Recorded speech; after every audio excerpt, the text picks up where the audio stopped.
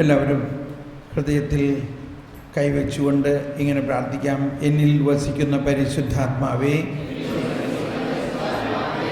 എന്നിൽ വസിക്കുന്ന പരിശുദ്ധാത്മാവേ, എനിക്ക് വേണ്ടി പ്രാർത്ഥിക്കുന്ന പരിശുദ്ധാത്മാവേ, എന്നിലുള്ള എല്ലാ സംശയങ്ങളും മാറ്റി ദൈവിക ജ്ഞാനം നിറച്ച് ദൈവിക രഹസ്യങ്ങൾ വെളിപ്പെടുത്തി തരണമേ. ദൈവിക രഹസ്യങ്ങൾ വെളിപ്പെടുത്തി തരുന്നതിന് എന്നിലുള്ള എല്ലാ തെറ്റായ ബോധ്യങ്ങളെയും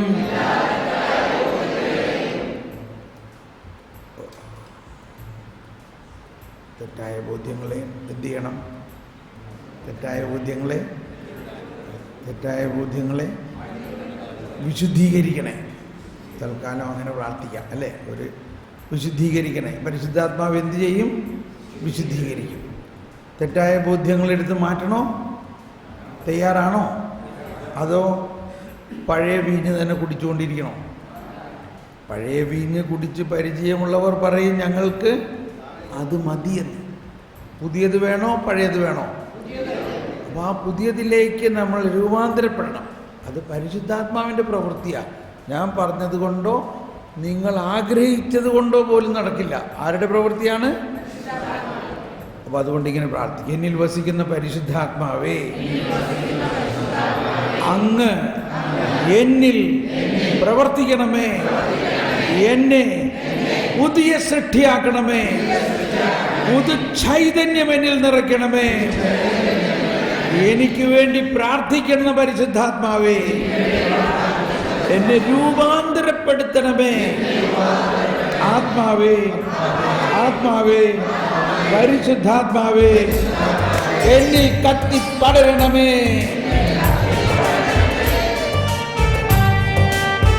കൈയടിച്ച് പാടാം. കൈയടിച്ച് ശക്തിയോടെ, ദാഹത്തോടെ, ബോധ്യത്തോടെ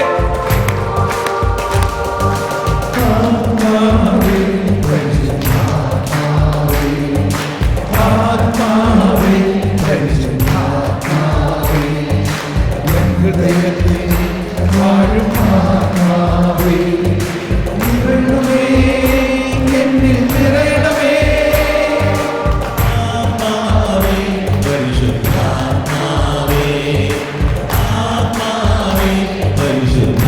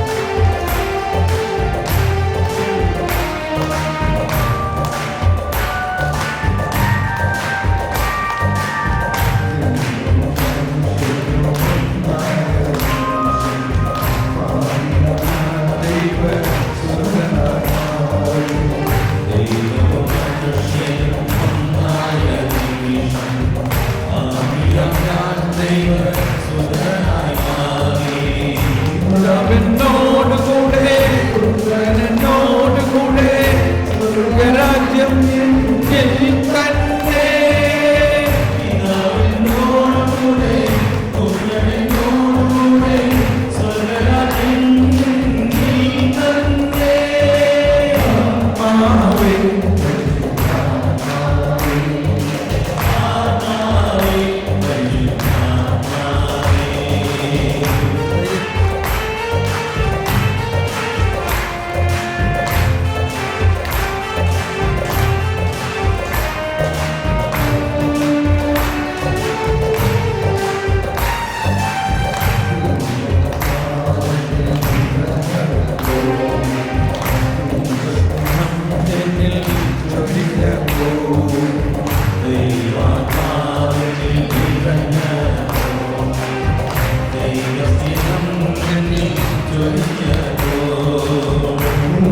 ആത്മാവിന്റെ ആത്മാവിലയിച്ചു അപവിതാവെന്നു ഞാൻ വിളിച്ചു. ആത്മാവിന്റെ ആത്മാവിലയിച്ചു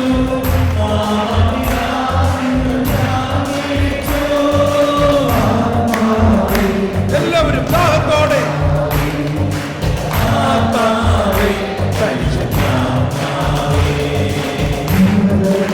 അരുവിയായി നിറഞ്ഞു കവിഞ്ഞൊഴുകണമേ. ആത്മാവ് പ്രാർത്ഥിക്കുന്നു, ആത്മാവ് നമ്മളിൽ പ്രാർത്ഥിക്കുന്നു. നിറഞ്ഞു കവിഞ്ഞൊഴുകണമേ. ശക്തിയോടെ ശക്തിയോടെ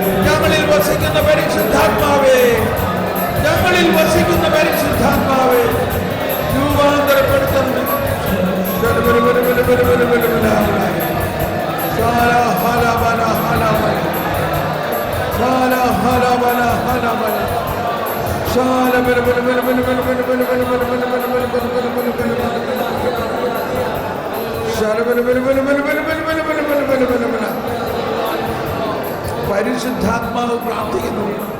ഓ പരിശുദ്ധാത്മാവേ, ഞങ്ങളിൽ പ്രാർത്ഥിക്കുന്ന പരിശുദ്ധാത്മാവേ,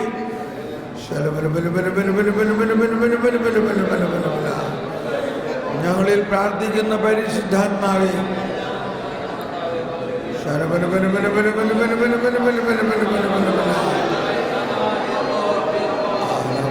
പരിശുദ്ധാത്മാവ് നമ്മുടെ ആത്മാവിൽ, നമ്മുടെ ബുദ്ധിയിൽ, നമ്മുടെ മനസ്സിൽ പുതിയ ബോധ്യങ്ങൾ തരുന്നു. പഴയതെല്ലാം മാറ്റി ഇതാ ഞാൻ എല്ലാം പുതിയതാക്കും, ഇതാ ഞാൻ സകലതും പുതിയതാക്കും. എന്നിലുള്ള പഴയ ബോധ്യങ്ങളെ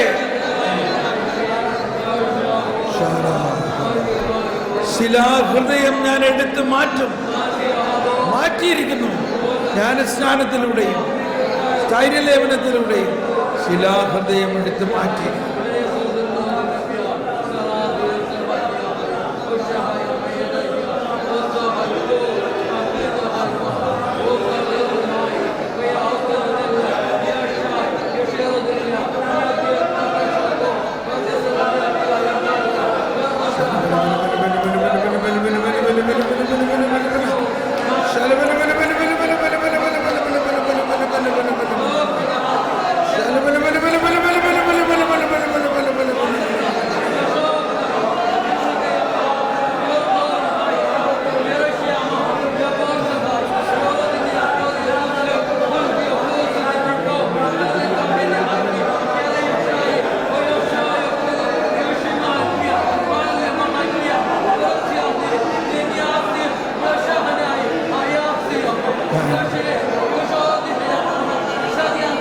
പരിശുദ്ധാത്മാവ് പ്രാർത്ഥിക്കുന്നു. ഭാഷാവരത്തിൽ നമ്മുടെ ആത്മാവും പരിശുദ്ധാത്മാവും പ്രാർത്ഥിക്കുന്നു. പരിശുദ്ധാത്മാവേ, ഞങ്ങളുടെ ആത്മാവിൽ കടന്നുകൂടിയിരിക്കുന്ന തെറ്റായ ബോധ്യങ്ങളെ എടുത്ത് മാറ്റണമേ. പുതിയ ബോധ്യങ്ങൾ നൽകണമേ. പുതുവീഞ്ഞ് നൽകണമേ. പുതിയ സൃഷ്ടിയാക്കണമേ. ശിലാഹൃദയം എടുത്ത് മാറ്റണമേ. മാംസള ഹൃദയം നൽകണമേ.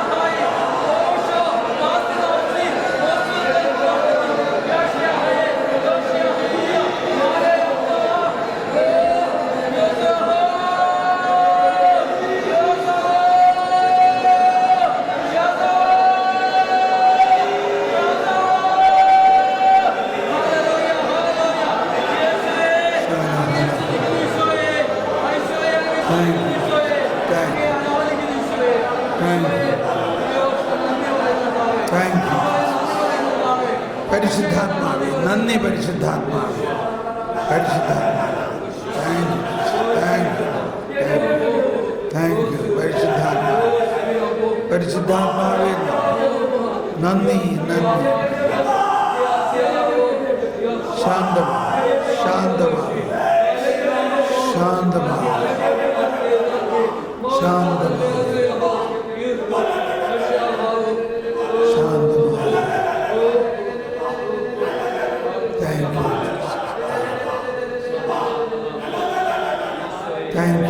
ശാന്തമാകുക, ശാന്തമാകുക, ശാന്തമാകുക. പരിശുദ്ധാത്മാവ് നമ്മുടെ ആത്മാവിൽ പ്രാർത്ഥിക്കുന്നു. ആത്മാവ് തന്നെ നമുക്ക് വേണ്ടി പ്രാർത്ഥിക്കുന്നു. എന്തോ ഒരു വലിയ കാര്യമാണ്. പരിശുദ്ധാത്മാവ് ദൈവം. എന്നാൽ ആ പരിശുദ്ധാത്മാവ് നമ്മുടെ ആത്മാവിലിരുന്ന് പ്രാർത്ഥിക്കുന്നു, നമുക്ക് വേണ്ടി പ്രാർത്ഥിക്കുന്നു, നമ്മളിൽ രൂപാന്തരീകരണം ഉണ്ടാകുന്നതിന് വേണ്ടി പ്രാർത്ഥിക്കുന്നു. നമ്മളിലുള്ള എല്ലാ ദൈവഹിതത്തിനെതിരായിട്ടുള്ളതെല്ലാം ഉരിഞ്ഞു മാറ്റി നമ്മളെ ദൈവത്തിൻ്റെ ഹിതം അനുസരിക്കുന്നവരാക്കി മാറ്റുന്നു. ഓ പരിശുദ്ധാത്മാവേ, അങ്ങയുടെ ജ്ഞാനമാണ് എല്ലാത്തിൻ്റെയും അടിസ്ഥാനം. ജ്ഞാനമാണ് അതിൻ്റെ ശില്പി.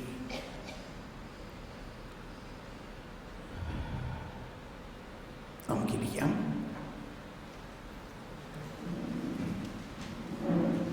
ശരി,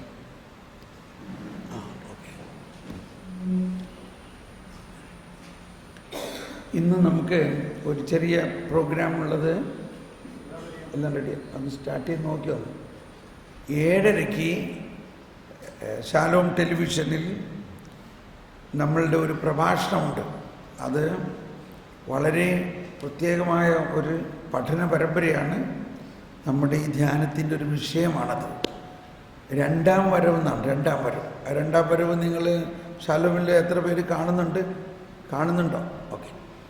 അപ്പോൾ അത് കാണുന്നത് വളരെ നല്ലതാണ്. സാവധാനം എനിക്ക് തോന്നുന്നൊരു 10 എപ്പിസോഡായിട്ട് തന്നെ ഉള്ളത്, ഇപ്പോൾ 4. അപ്പം അങ്ങനെ ഓരോ എപ്പിസോഡിലും ഈ ദൈവരാജ്യത്തിൻ്റെ ഈശോയുടെ 2ാം വരവ് സമയത്ത് എന്തൊക്കെയാണ് സംഭവിക്കുന്നതെന്നുള്ളത് സഭയുടെ പ്രബോധനങ്ങളും വിശുദ്ധന്മാരുടെയും സഭാപിതാക്കന്മാരുടെയും എല്ലാം ടീച്ചിങ്സിനെ ആധാരമാക്കി പറഞ്ഞിരിക്കുന്നതാണ്. അപ്പോൾ അത് കേൾക്കുകയാണെങ്കിൽ നമ്മൾക്ക് ഒരുപാട് ഭയം മാറും. നമ്മളിങ്ങനെ ഭയന്നിരിക്കുകയാണ്. ഈ 2ാം വരവിൻ്റെ സമയത്ത് കർത്താവ് നമ്മളെ ശിക്ഷിക്കാൻ വരുന്ന പോലെയുള്ളൊരു ഭയമാണ്. കർത്താവ് ശിക്ഷിക്കാനല്ല വരുന്നത്. കർത്താവ് പിന്നെന്തിനാ വരുന്നത്? പെട്ടെന്നൊരു വചനം വരികയാണ്. അയ്യോ, എബ്രായർ 9:20. എൻ്റെ കർത്താവ്, അത് തന്നെ കിട്ടി തുറന്നപ്പോൾ.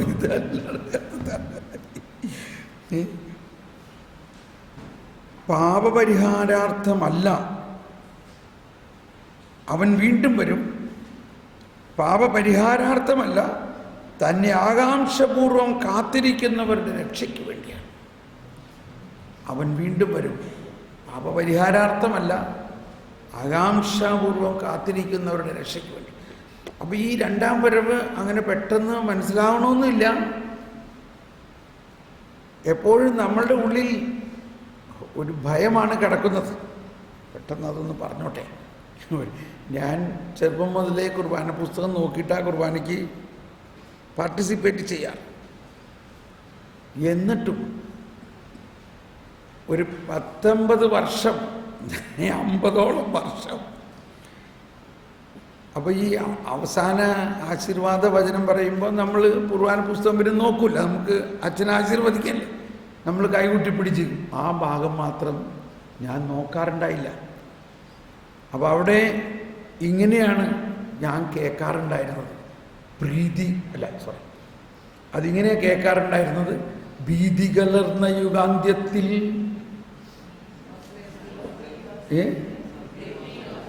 സ്വർഗീയോർസ്ലേ നഗരത്തിൽ ആലാഘമാരോ. ഒരു 3-4 വർഷം മുമ്പേ ഞാൻ ഈ ദൈവരാജ്യത്തിൻ്റെ പുതിയ കാര്യങ്ങളൊക്കെ എനിക്ക് മനസ്സിലായി തുടങ്ങിയപ്പോൾ ഒരു ദിവസം ഞാൻ ഈ അച്ഛൻ അത് പാടുന്ന സമയത്ത് അതങ്ങ് പുസ്തകത്തിൽ നോക്കിപ്പോയപ്പോൾ എന്താ അവിടെ എഴുതിയേക്കണേ? ഭീതി എന്നല്ല, പ്രീതി എന്ന. 50 വർഷത്തിലധികം കുഞ്ഞുനാൾ മുതൽ ഞാൻ കുർബാനയിൽ ഇതാ കേട്ടിരുന്നത്. എന്താ കേട്ടിരുന്നത്? ഭീതി കലർന്ന യുഗാന്ത്യത്തിൽ നിന്നാണ്. പക്ഷെ അച്ഛൻ പാടുന്നത് ഭീതി എന്നല്ലല്ലോ. കാരണം കുർബാനയുടെ തക്സയിൽ എന്താ ഉള്ളത്? തക്സയിലുള്ളത് എന്താ? പ്രീതി കലർന്ന യുഗാന്ത്യത്തിൽ സ്വർഗീയോർസ്ലേം നഗരത്തിൽ മാലാഖമാരൊത്തു വലം ഭാഗം നമ്മൾ കരണം. അപ്പം ഇങ്ങനെയാണ് നമ്മളുടെ അജ്ഞതയുടെ ഒരു കണക്ക് കിടക്കുന്നത്. ഇത് ഞാൻ കഴിഞ്ഞ 25 വർഷമായിട്ട് സുവിശേഷം പ്രഘോഷിക്കുകയും ഫുൾ ടൈം കർത്താവിന് വേണ്ടി പൊരിഞ്ഞ് പണിയെടുക്കുന്ന ആളാണ്. എന്നിട്ടും ആ 20 വർഷക്കാലവും ഞാൻ കേട്ടിരുന്നത് എന്തായിരുന്നു? ഭീതി കലർന്ന യുഗാന്തിൽ. എന്നാൽ അച്ഛൻ പാടുന്നത് അങ്ങനെയല്ല. അച്ഛൻ പാടുന്നത് പ്രീതി എന്നാണ്. പക്ഷെ ഞാൻ കേൾക്കണത് ഭീതി എന്നാണ്. എന്തുകൊണ്ട്? എൻ്റെ ഉള്ളിൽ അങ്ങനെ ഒരു സിദ്ധാന്തം എങ്ങനെയോ രൂഢമൂലമായിരിക്കുകയാണ്. അപ്പം എൻ്റെ അവസ്ഥ ഇതാണെങ്കിൽ ബാക്കിയുള്ളവരുടെ അവസ്ഥ എന്തായിരിക്കും? അപ്പോൾ നമ്മൾക്ക് അറിയാതെ തന്നെ പല സ്ഥലത്തുനിന്നും കേട്ടിട്ടുള്ളതും ഈ ഇടയ്ക്ക് ഒരു സഹോദരി യൂട്യൂബിൽ നമ്മളുടെ ധ്യാനങ്ങളൊക്കെ കേട്ടിട്ട് എന്നെ വിളിച്ച് പറയാണ്, എൻ്റെ ബ്രദറെ, ഇന്നലെയും കൂടി ഞാൻ എൻ്റെ കൊച്ചിനെ ഭക്ഷണം കഴിക്കണ നേരത്ത് പറഞ്ഞേ, തമ്പായി തമ്പായി തമ്പായി ശുചിക്കൂട്ടാ, നീ വേഗം ഭക്ഷണം കഴിച്ചില്ലെങ്കിലേ തമ്പായി നല്ല. അതായത് നമ്മൾ എന്തവസ്ഥയിലും നമ്മൾ ആളുകളെ പേടിപ്പിക്കണ ഒരു സ്വഭാവമാണ്. ഈ കൊച്ചു കുഞ്ഞ് ഭക്ഷണം കഴിക്കണില്ല, അതിന് എന്താ പറയണത്? നീ കഴിച്ചില്ലെങ്കിൽ തമ്പായി വടി കൊണ്ട് വരണ്ട, ഈശപ്പൻ വടി കൊണ്ട് ഈശോ വരും. അവളപ്പം പറയണം, ദൈവമേ ഞാൻ എന്തൊരു മണ്ടത്തരമാണ് ഈ കാണിക്കുന്നത്. ഞാൻ ഈ കുഞ്ഞിനെ വാത്സല്യത്തോടെ ഭക്ഷണം കൊടുക്കുമ്പോൾ അതിൻ്റെ ഇടയ്ക്ക് കൊടുക്കണ സാധനം എന്താ? ദൈവത്തെക്കുറിച്ചുള്ള ഒരു തെറ്റായ വികലമായ ഒരു സാധനം അതിനകത്തില്ല. അപ്പം ഇങ്ങനെ നമ്മുടെ ഉള്ളിൽ നിരവധി സംഭവങ്ങൾ കിടക്കുന്നുണ്ട്. അതും വെച്ചുകൊണ്ടാണ് നമ്മൾ രണ്ടാം വരവിനെ കുറിച്ച് ചിന്തിക്കുന്നത്. അപ്പോൾ ഒരുപാട് സിനിമകൾ ഇറക്കുന്നുണ്ട്. രണ്ടാം വരവെന്നോ വീണ്ടും വരവെന്നോ അവൻ വീണ്ടും വരുന്നൊക്കെ പറഞ്ഞൊരു സിനിമയുണ്ട്. അപ്പോൾ അതെല്ലാം വേറെ സിനിമകളിൽ നിന്ന് വെട്ടിച്ചേർത്തേക്കണതാണ്. എന്നിട്ട് അതിനകത്ത് മാനിപ്പുലേറ്റ് ചെയ്തിരിക്കുകയാണ് തെറ്റായിട്ടുള്ള പ്രബോധനങ്ങൾ. അപ്പോൾ ഒരാൾ എന്നോട് പറഞ്ഞു, ഞാനത് 4 പ്രാവശ്യം കണ്ടു. അത് കണ്ടു കഴിഞ്ഞപ്പോൾ വേഗം പോയി കുമ്പസാരിച്ച്. കേട്ടോ, എന്തുകൊണ്ട് കുമ്പസാരിച്ച്? പേടിച്ചിട്ട്. എന്താ അതിനകത്ത് പറഞ്ഞേക്കണം മുഴുവൻ? നീ പാപം ചെയ്യുകയാണെങ്കിൽ നിന്നെ നരകത്തിലേക്ക് വലിച്ചഴയ്ക്കും, അവിടെ തീയും എന്തൊക്കെയാണ് അവിടെ ഉള്ളതൊക്കെ കാണിച്ചേക്കാണ്, അതൊക്കെ പറഞ്ഞിട്ടുണ്ട്. പക്ഷേ അപ്പോൾ ഒരു സ്ഥലത്ത് ഞാൻ ധ്യാനിപ്പിക്കുമ്പോൾ ഇവരിത് കൊണ്ടുപോയി കാണിച്ചു. എനിക്ക് കാണണമെന്ന് ഒട്ടും താല്പര്യം ഉണ്ടായില്ല. ഇവർ നിർബന്ധിച്ച്, ധ്യാനം കൂടിയിരുന്ന സിസ്റ്റർമാർ നിർബന്ധിച്ച്. ഞാനിത് കണ്ടു കഴിഞ്ഞിട്ട് എനിക്കൊന്ന് ഭയങ്കര വേദനയെ തോന്നി. എൻ്റെ ദൈവമേ, കരുണയുടെ വർഷം, കർത്താവ് കരുണയാണ്. ഈ പാവം കന്യാസ്ത്രീമാരും കരുണയുടെ കാര്യങ്ങളാണ് ചെയ്തുകൊണ്ടിരിക്കണേ. അതിൻ്റെ ഇടയ്ക്ക് ഏതാണ്ട് വലിയ കാര്യം എന്ന് പറഞ്ഞ് കാണിച്ചു. ഇത് കഴിഞ്ഞപ്പോൾ എന്നോട് പറഞ്ഞ ബ്രദർ 2 വാക്ക് പറയും. ഞാൻ പറയാതിരിക്കാൻ നല്ലതെന്ന് പറഞ്ഞു. പക്ഷെ അവന് കാര്യം മനസ്സിലായില്ല. അവൻ വിചാരിച്ച് ഞാനേതാണ്ട് ഈ സിദ്ധാന്തക്കാരനാണെന്നാണ് വിചാരിച്ചത്. ഞാൻ പറഞ്ഞു, ഞാൻ പറയുകയാണെങ്കിൽ സത്യം പറയേണ്ടി വരും. ബ്രദർ പറയും. ഞാനങ്ങ് പറഞ്ഞു. ഞാൻ പറഞ്ഞു, ഇതെല്ലാം നുണയാണ്.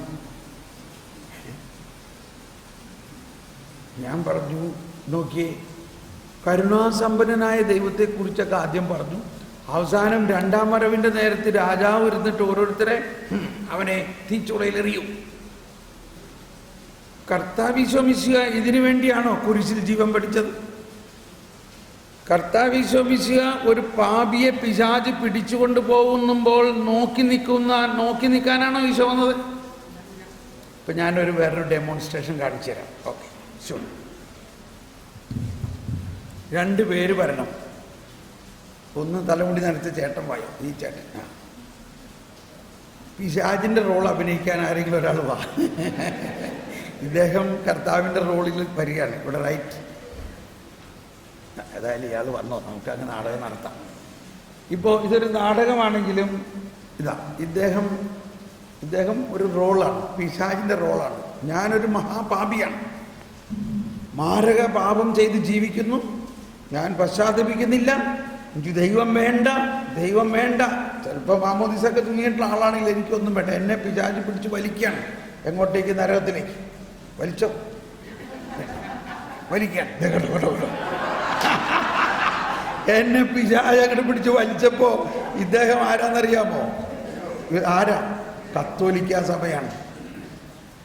ആരാണത്? കത്തോലിക്ക സഭ. അപ്പൊ ഈ കത്തോലിക്ക സഭയിൽ ആരൊക്കെ ഉണ്ട്? എത്ര കോടി പിടിച്ചോ പിടിപെടില്ലേ? കത്തോലിക്ക സഭയിൽ ആരൊക്കെയുണ്ട്?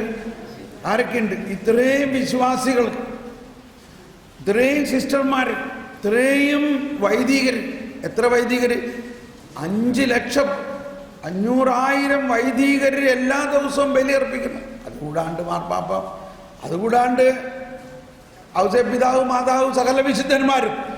ഇവരെല്ലാം എന്താ ഈ പിശാച് പിടിച്ച് വലിച്ചു കൊടുക്കുന്നത് കണ്ടിട്ട് നോക്കി നിൽക്കണവരാണോ? പറയും, നോക്കി നിൽക്കോ? അപ്പൊ എങ്ങനെയാ പാപി? ഞാൻ വലിയ പാപിയാണ്, എന്നെ നരകത്തിൽ കൊണ്ടുപോകണോ? എന്താ നിങ്ങൾ ആഗ്രഹിക്കണേ? എന്നെ പിശാച് നരകത്തിൽ കൊണ്ടുപോകുന്നത് കണ്ടിട്ട് നിങ്ങൾ എന്ത് ചെയ്യും? നിങ്ങൾ എന്തെങ്കിലും ചെയ്യോ? നിങ്ങൾ അറ്റ്ലീസ്റ്റ് എങ്ങനെ പ്രാർത്ഥിക്കും? ഒരു കൊന്തയിൽ പ്രാർത്ഥിക്കും. എന്താ കൊന്തയിൽ പ്രാർത്ഥിക്കുന്നത്? ഓയൻറ്റീശോയെ, ഞങ്ങളുടെ പാപങ്ങൾ ക്ഷമിക്കണമേ, നരകാഗ്നിയിൽ നിന്ന് ഞങ്ങളെ രക്ഷിക്കണമേ, എല്ലാ ആത്മാക്കളെയും, പ്രത്യേകിച്ച് ഈ തോമസ് പോളിനെ പോലെയുള്ള മഹാപാപികളെ, ഇല്ലേ, പ്രത്യേകിച്ച് അങ്ങയുടെ കാരുണ്യം ഏറ്റവും കൂടുതൽ ആവശ്യമുള്ള ആൾക്കാരെയും സ്വർഗത്തിലേക്ക് ആനയിക്കണം. ഈ പിടിച്ചോ. ഇപ്പൊ ഇയാള് പിടിമുറുക്കാണ് അവിടെ കേട്ടോ. പിശാച് പിടിമുറുക്കുകയാണ്. ഇവിടെ ഈ കത്തോലിക്ക സഭ എന്ത് ചെയ്യുന്നു നോക്കിയപ്പോ നോക്കി, രണ്ടുപേരും പിടിച്ച് വലിച്ചു വന്നു. ഇപ്പൊ ആര് ജയിക്കണം? ഇത് കണ്ടു. ഈ പാപിയായ എന്നെ പിടിച്ച് വലിച്ച് അവസാനം ആര് ജയിക്കുമെന്ന് നിങ്ങൾ വിശ്വസിക്കുന്നേ? അപ്പോ അവസാനം അദ്ദേഹം പറയും, യേശുവിന്റെ നാമത്തിൽ വേഗം പോയിക്കോളാൻ പറയും. പിശാച് എന്നെ ഇട്ടിട്ട് പോകും പറഞ്ഞു. യേശുവിന്റെ നാമത്തിൽ വേഗം പോകും. ഇത്ര കാര്യമുള്ളൂ. ഇപ്പൊ എന്നെ ആര് കൊണ്ടുപോയി? രാജകുമാരി സ്വർണ്ണക്കശ ഉടയാട ചാർത്തി അന്തപൂരത്തിൽ.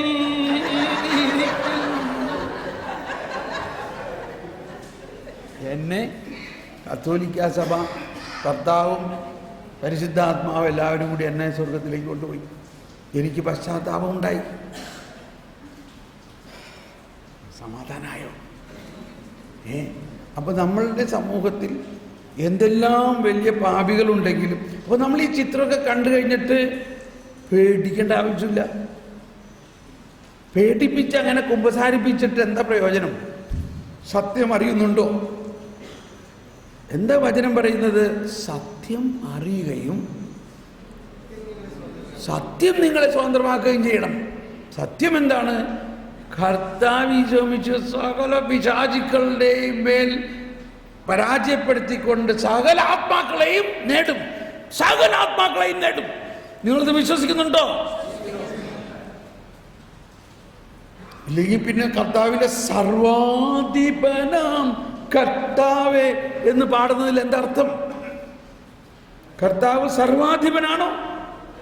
കർത്താവ് സർവാധിപനാണെങ്കിൽ പിശാചിന്റെ മേലും കർത്താവിന് ആധിപത്യമുണ്ടോ? അതാണ്. അപ്പോൾ ആ കാര്യങ്ങളൊക്കെ പറഞ്ഞുകൊണ്ടാണിത് ഈ രണ്ടാം വരവെന്ന് ഷാലോമിലുള്ള ഈ പ്രഭാഷണം വളരെയധികം ദിവസം ഇരുന്ന് പഠിച്ച് ഒക്കെ ചെയ്തിരിക്കുന്നതാണ്. അപ്പോൾ അത് എനിക്കൊന്ന് കാണുന്നുണ്ട്. അപ്പോൾ നിങ്ങളും കാണുന്നത് നല്ലതാണ്. 7:30 മുതൽ 8 മണി സമയത്ത്. ഇപ്പോൾ നമ്മൾ 7:30 തൊട്ട് മുമ്പ് നിർത്തി. നമ്മളവിടെ 25 മിനിറ്റ് ഉള്ളൂ. വയസ്സായൊരു ചെയറൊക്കെ എടുത്തുകൊണ്ട് പോയി ഇരിക്കുക. ബാക്കി നമ്മൾ ചെറുപ്പക്കാരൊക്കെ പുറകിൽ നിൽക്കാം, ഇല്ലേ? ചെറുപ്പക്കാരൊക്കെ നിൽക്കുക, അല്ലാത്തവർ ഇരിക്കുക, അങ്ങനെ. അപ്പോൾ അത് കാണുമ്പോൾ ഒരു പഠനമാണെന്ന് മനസ്സിലാക്കി അത് കാണുകയും കേൾക്കുകയും ചെയ്യാം. ഓക്കെ. അപ്പോൾ എല്ലാ ഞായറാഴ്ചയും 7:30 മണിക്കുണ്ട്. അത് കഴിഞ്ഞിട്ട് അതിൻ്റെ രണ്ടാമത്തെ ടെലികാസ്റ്റിംഗ് ബുധനാഴ്ച,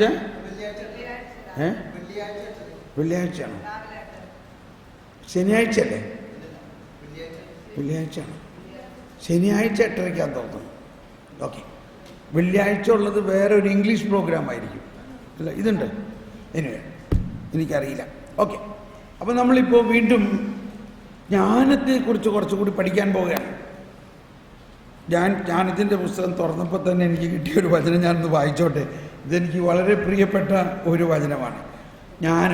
ജ്ഞാനത്തിൻ്റെ പുസ്തകം 11-ാം അധ്യായം 21. ജ്ഞാനം 11:21. ജ്ഞാനം 11:21.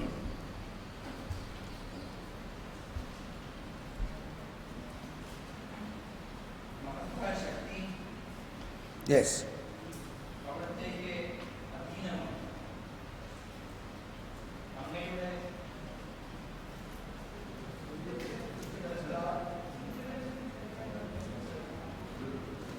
വായിച്ചോ. മഹത്തായ ശക്തി അവിടത്തേക്ക് അധീനമാണ്. അങ്ങയുടെ ഭുജബലത്തെ ചെറുക്കാൻ ആർക്ക് കഴിയും? ലോകം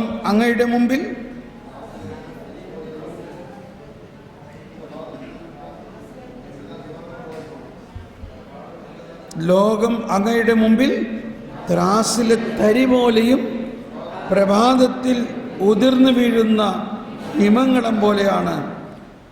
എന്നാൽ അങ്ങ് എല്ലാവരോടും കരുണ കാണിക്കുന്നു. അവിടത്തേക്ക് എന്തും സാധ്യമാണല്ലോ. മനുഷ്യൻ പശ്ചാത്തപിക്കേണ്ടതിന് അവിടുന്ന് അവരുടെ പാപങ്ങളെ അവഗണിക്കുന്നു. എല്ലാറ്റിനെയും അങ്ങ് സ്നേഹിക്കുന്നു. അങ്ങ് സൃഷ്ടിച്ച ഒന്നിനെയും അങ്ങ് ദോഷിക്കുന്നില്ല. ദോഷിച്ചെങ്കിൽ സൃഷ്ടിക്കുമായിരുന്നില്ല. അങ്ങ് ഇച്ഛിക്കുന്നില്ലെങ്കിൽ എന്തെങ്കിലും നിലനിൽക്കുമോ? ഓക്കെ. അപ്പം ഇത്രയും മഹത്തായ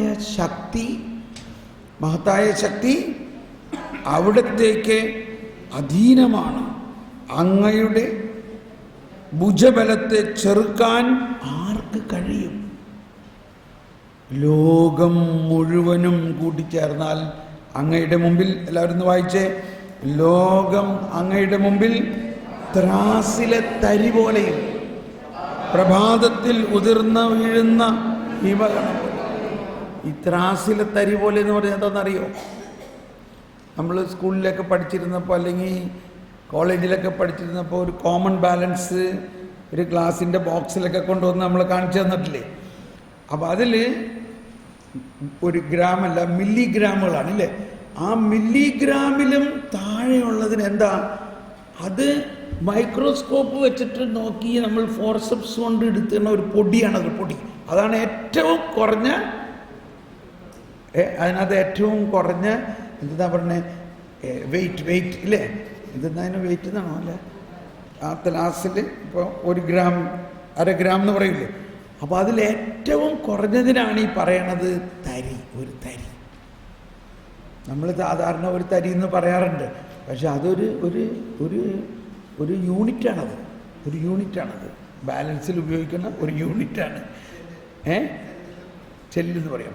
അപ്പോൾ ഇതൊരു എക്സ്പ്രഷനാണ്. ഈ ലോകം മുഴുവനെയും സൃഷ്ടിച്ച സൃഷ്ടാവായ ദൈവത്തെ സംബന്ധിച്ച് ഈ ലോകം ആ ദൈവത്തിൻ്റെ കണ്ണിൽ ഒന്നുമല്ല. അപ്പം ഇങ്ങനെ ദൈവത്തെക്കുറിച്ചുള്ള ആ ഉന്നതമായ ഒരു കാഴ്ചപ്പാട് നമുക്കുണ്ടാകും. അപ്പം ഇവിടെ എന്നിട്ട് പറയാണ്, ദൈവം എല്ലാവരോടും കരുണ കാണിക്കുന്നു. ഓക്കെ, ഞാൻ പറയാൻ ആഗ്രഹിച്ച വചനം 7-ാം അധ്യായമാണ്. അപ്പോൾ 7-ാം അധ്യായത്തിലേക്ക് നമുക്ക് പോകാം. 7-ാം അധ്യായത്തിൽ സോളമൻ്റെ പ്രാർത്ഥനയാണത്. സോളമൻ ജ്ഞാനത്തിന് വേണ്ടി പ്രാർത്ഥിക്കുന്നതിൻ്റെ ആവശ്യകതയെക്കുറിച്ച് പറയുന്ന കുറച്ച് ഭാഗം ഒന്ന് വായിച്ചിട്ട് നമുക്ക് അടുത്ത ടോപ്പിക്കിലേക്ക് കയറണം എന്നാണ് വിചാരിക്കണേ. 7-ാം അധ്യായത്തിൽ 7-ാമത്തെ വചനത്തിൽ പറയുന്നത് എന്താ? സോളമൻ, ഇത്രയും വലിയ ജ്ഞാനിയായ എങ്ങനെ ഈ ജ്ഞാനം കിട്ടിയെന്നാണ് പറയണേ. എങ്ങനെ കിട്ടി ഒന്ന് വായിച്ചെല്ലാവരും. 7:7 അധ്യായം 7-ാമത്തെ വചനം എന്താ പറയുന്നത്? ഞാൻ പ്രാർത്ഥിച്ചു, എനിക്ക് വിവേകം ലഭിച്ചു. ഞാൻ ദൈവത്തെ വിളിച്ചപേക്ഷിച്ചു, ജ്ഞാന ചൈതന്യം എനിക്ക് ലഭിച്ചു. വരട്ടെ, ജ്ഞാന ചൈതന്യം. ഇപ്പോൾ ഇതിൻ്റെ മുൻപ് പറഞ്ഞിട്ടുണ്ട്, ഇതിനു മുൻപുള്ള ഭാഗത്തിൽ പറഞ്ഞിരിക്കുന്നത് ഞാനും നിങ്ങളെപ്പോലെ സാധാരണ മനുഷ്യനെ പോലെയാണ് അമ്മയുടെ ഗർഭത്തിൽ നിന്ന് പിറന്നു വീണതെന്നാണ്. രാജാക്കന്മാരുടെ ആരംഭവും അങ്ങനെ തന്നെ. എന്നാൽ ഞാൻ പ്രാർത്ഥിച്ചു, എനിക്ക് ജ്ഞാനം ലഭിച്ചു. ഇപ്പോൾ ഇത് പറയുമ്പോഴാണ് എനിക്കുണ്ടായ ഒരു ബോധ്യം ഇതാണ്. സാധാരണ ആത്മാർത്ഥമായിട്ടൊന്ന് ചിന്തിച്ച് നമ്മൾ 5 മിനിറ്റെങ്കിലും ജ്ഞാനത്തിന് വേണ്ടി പ്രാർത്ഥിച്ചിട്ടുണ്ടോ? ഉണ്ടോ?